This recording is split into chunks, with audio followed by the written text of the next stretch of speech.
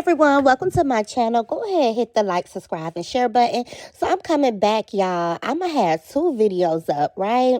I'm coming back about Naziah Harris, the young young girl that went missing in Detroit in January 9th, 2024. I'm coming back with the latest update with her family and the chaos and yada, yada, yada. So, as y'all know, shout out to Spiritual Detective on YouTube. Y'all go hit her up. Go follow her, subscribe, whatever it is. Just go. Because, y'all, she had Naziah Harris, great aunt, and I think cousin Kiwana on her live on yesterday morning, and they just opened up about the family chaos with Roxy, Mark D, with Mark D's lies they were saying and other stuff. If you missed it, you missed a good one. And I'm going to insert the clip in there, but it's not going to be the full clip, but it will be a good little bit, okay? And if you want to look at the rest of the clip, you will have to go to Spiritual Detective on YouTube, okay? And to get the rest of the clip. So they just basically talking about the chaos amongst the family, right? And also I will upload another video that I have of Roxy talking about the chaos in the family as well. Now, what I did notice was the great aunt Janelle and the cousin Kiwana is I guess they're not cool with Roxy and the mother and stuff. So you all just listen to this in the other video that I put up about Roxy. Well, of Roxy.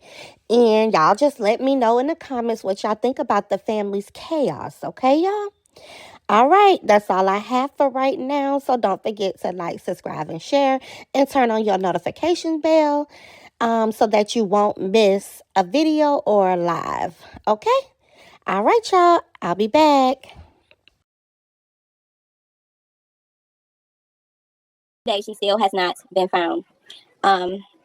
Basically, let's go back to April 2022 when you, Janelle, first made the call to CPS and what took place after that. And also, I've noticed that over the time there's been some like animosities between Roxy and you guys, and what happened with that breakdown, and as to why you guys are not able or haven't been able to work together as well. So I kind of want to touch on a few things, but let's just go back to the beginning of when CPS was contacted.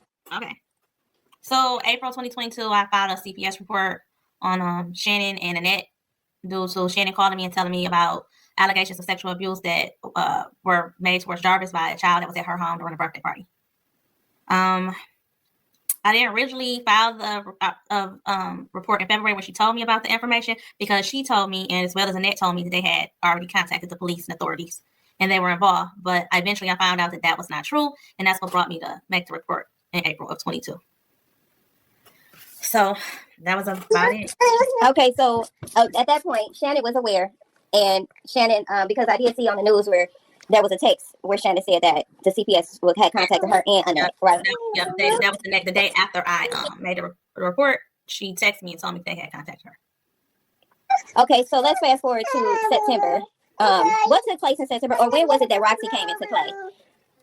February 2024. So it wasn't until February 2024. Okay. Well, she was on some Facebook posts back in 2022, like September 2022, but as far as actually being involved in like making reports and stuff like that, that wasn't, well, actively involved in the situation was in 2024.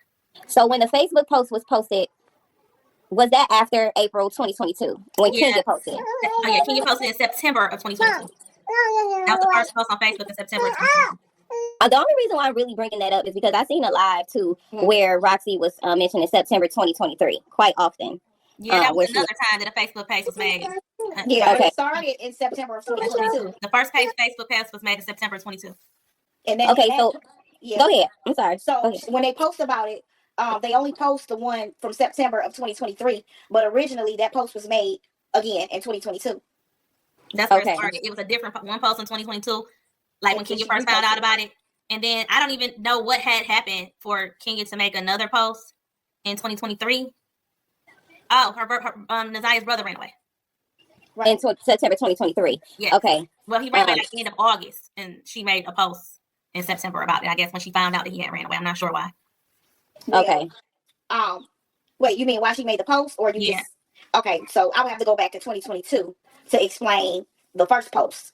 Yeah, the first post she made because I guess after Kiwana had talked to her about what was going on, like as far as the CPS reports we had made, and we weren't getting any answers from CPS, and she just kind of contacted her like, hey, I need some advice because they're not talking to me at this point, and I'm just trying to find out what's really going on over there because I done contacted CPS, etc., and they wasn't talking to us. That's why Kenya called Annette, and they had a falling out. But then Shannon and Marquita went on Facebook trying to put Kenya's business out. And then Kenya just basically responded to that post that they made about her, but she put Jarvis's information in the post. And then that's when Roxy and her was going back and forth about it. And so it sounds like Kenya, was she making the post to did she do anything outside of making the Facebook post to help the situation with Neziah? No, not at all. And if we go back to that particular date, it's been said as if I called her because, I needed her to make some noise about the situation, and that wasn't what it was. I just really needed somebody to talk to. We had been talking a bit, and that's that. I know that she had a lot of communication with Auntie Annette, so, just me conversing with her and telling her what happened. So originally she called my aunt, in which the child that went back and told, okay, she called her mama and spoke to her mama, and then she called Auntie Annette.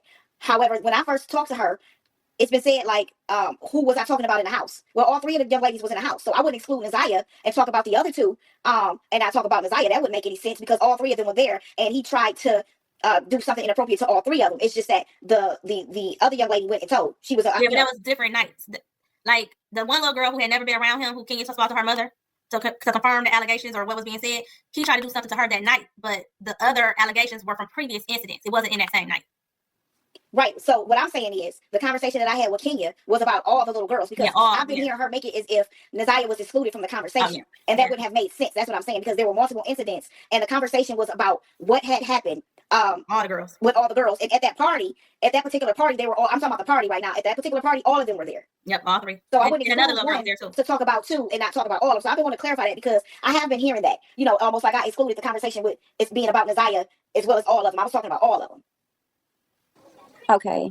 Because that's the things that I heard too as well, was as if you guys were aware but didn't do anything but make a phone call. So could we touch on the things that you guys did do once you found out the abuse that was taking place with Neziah and the other children, and knowing what Jarvis was, a monster, and how he was doing what he was doing to the children, other than a phone call? Because I'm sure there was more things. Yeah, before 2022, when I first found out that Jarvis was a sex offender and he was not on the sex offender registry list, I'm the one who made a complaint letting them know that he was a sex offender and he was on the list and that he was in a relationship with my niece and they had a daughter together.